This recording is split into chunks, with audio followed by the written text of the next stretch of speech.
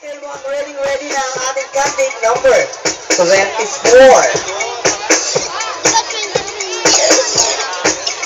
At syempre sa lahat po nagugutom, nandiyan po ang ating traders, ang Palanigan de Malolos, ang Sisling de Malolos again, at syempre ang Kukoy, ang La Familia, may lala na may pamilya ka pa.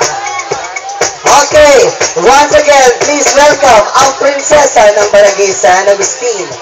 Give it up for Shane Ann Rodriguez.